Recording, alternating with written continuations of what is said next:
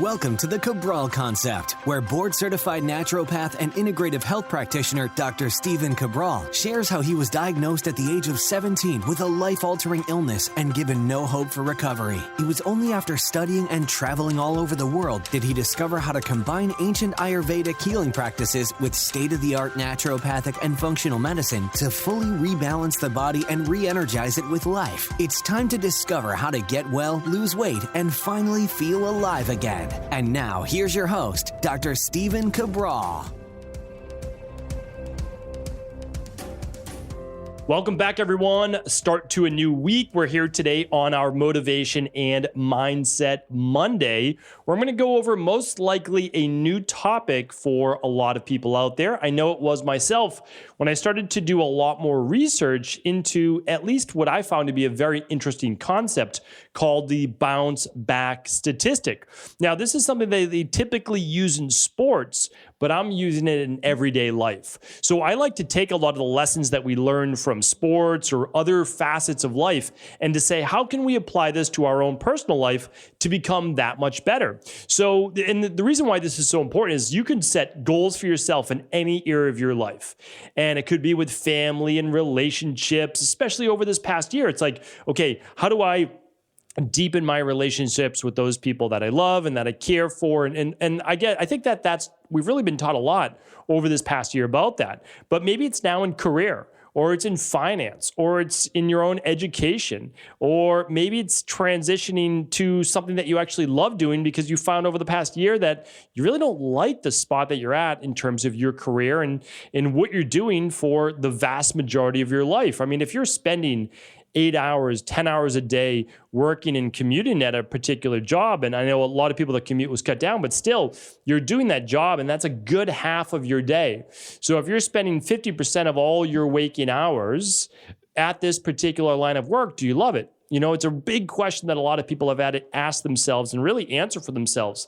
So then we have our body. We're going to be talking a lot more about the leading causes of mortality, of death, not just from this pandemic, but what about for overall life? And I can show you that 5 to 10 years minimum is what we cut our lives short by every single day in terms of not taking proper care of our body and our health. So again, I don't know what your particular goal is, but it's just as valid as anybody else's. The problem is that along the way, you're going to come into obstacles. There are going to be challenges in your life, and they may have nothing to do with you achieving your goal. Like, for example, there might be a hardship with family. There might be a hardship with your health. There might be a hardship in your career. You might get let go of your job, whatever it might be.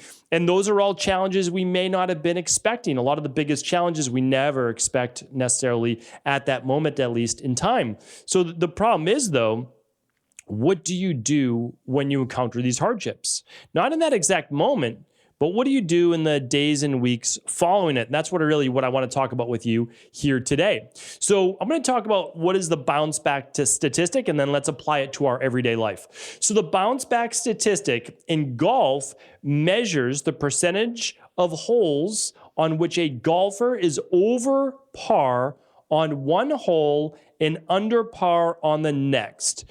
So what does that even mean? Like, because a lot of people don't watch golf. I would say the vast majority of people do not watch golf on TV.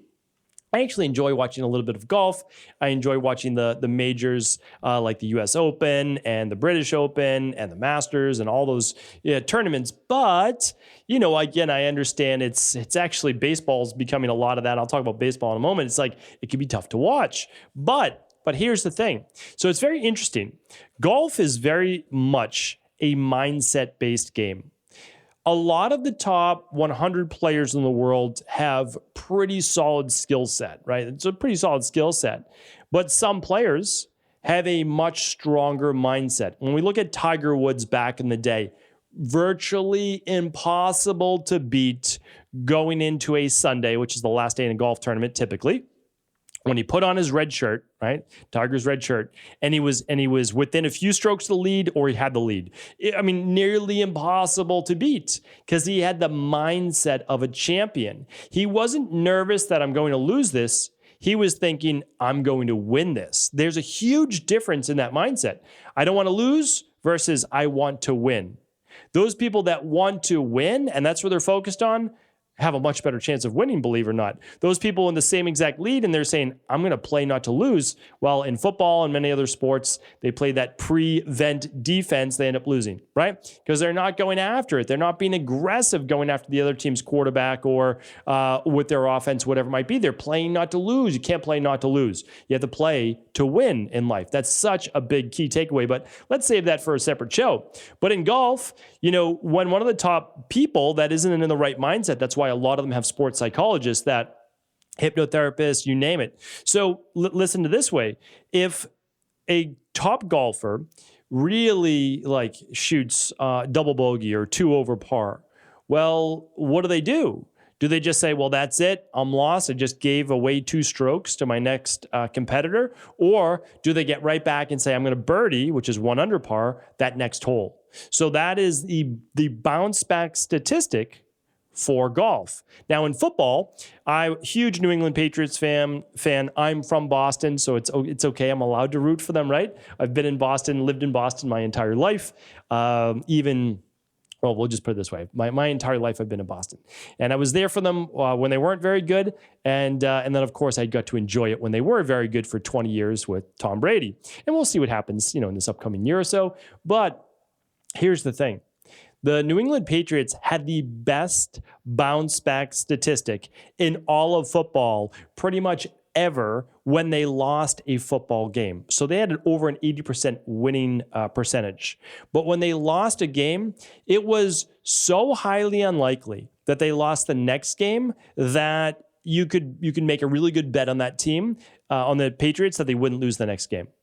So they had a very strong, the strongest bounce back statistic from about 2001 to 2020 with Tom Brady. Different when we had a different team out there last year. But again, it's a different team. It's a different era, essentially, with the New England Patriots. It's no longer Bill Belichick and Tom Brady. But when the two of them were together, regardless of all the other players on the field, they had the best bounce back statistic. If they lost a game, they won the next one virtually every single time. That is a strong bounce back statistic. I'm going to give you one more. In baseball, they have a lot of bounce back statistics for the pitcher. So a pitcher in baseball is, it's like the quarterback in football. You just have to have great pitching. If not, it's very difficult to win. So in baseball, they look at it as, okay, if this pitcher walks a batter, which means they let them on base, not on purpose, usually, on 4 balls. So they let them on base. They weren't able to strike them out. They weren't able to get them to ground out, fly out, etc. What happens at that next at-bat for the next batter? Do they allow that person on base? Do they strike them out? What happens when a pitcher lets up a home run? What happens when a pitcher lets up a hit? So the organization, the coaches, have statistics on their pitches to know when that pitcher is starting to slide. So if it's the 7th inning and their starting pitcher's in there and they just let up 2 walks, well, they have stats that show if this pitcher lets up 2 walks, it's in all likelihood they're going to walk someone again in the next 3 batters, or they're going to give up a single. So it shows that pitcher just doesn't have it that night, right?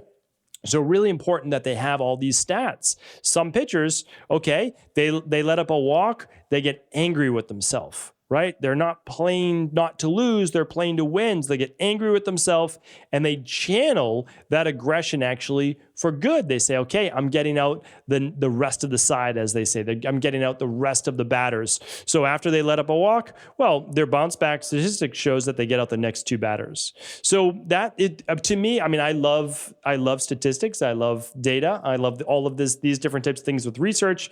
So for me, it's very fascinating. But of course, you and I are most likely not professional athletes, nor have we ever been. But we can also look at our life in the same way. And that's why I ask you, and I think you know where I'm going with this now, what is your bounce back statistic?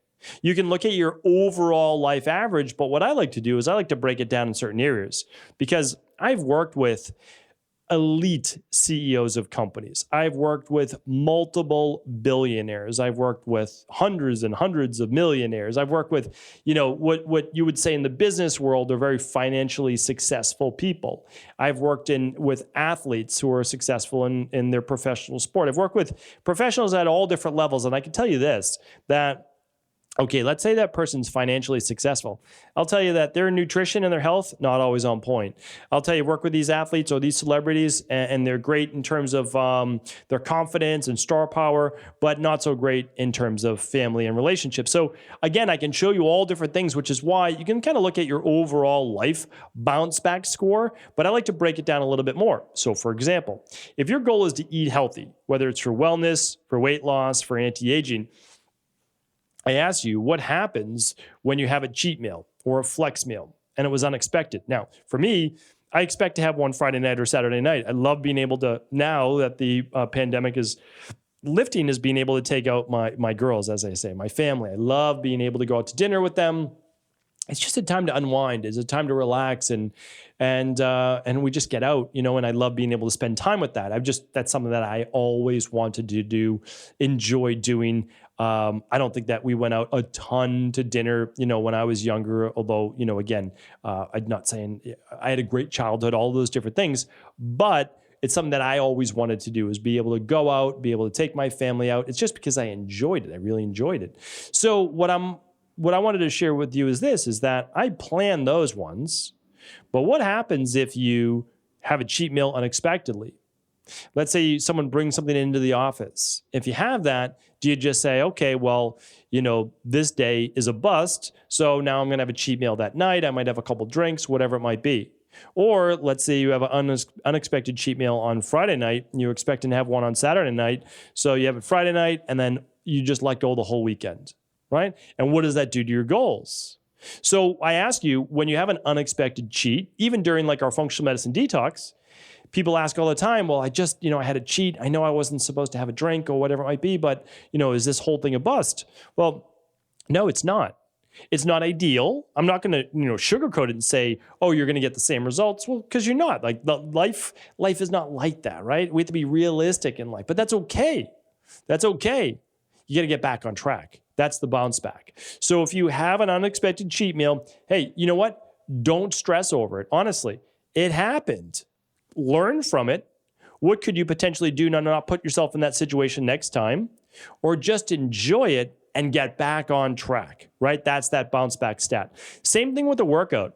So I told myself starting, it was during the winter time, leading into the winter for sure. And I remember specifically right now, it was right after New Year's. And I said, I'm getting into a 4-day no matter what program. And I wrote it down on I've got these huge Post-it notes in my office, and they're like literally 18 inches by 24 inches. And they're full sheets of paper that you put on the wall and stick straight to the wall. So I drew out my entire workout. I've got all my weights in my office. I've got my Rogue bike. I've got my adjustable dumbbells that I bought like at premium during the pandemic. I've got my kettlebells. I have everything that I need. Doorway pull-up bar. And so one day, unexpectedly, not on purpose, I missed my Tuesday workout. So not very happy about that. I've got a Monday, Tuesday workout scheduled. Wednesday is off because I have all day recordings and out of office meetings, all those different things, then Thursday, Friday. So, and it was only like 2-3 weeks into my program. And from a mindset, I couldn't miss it.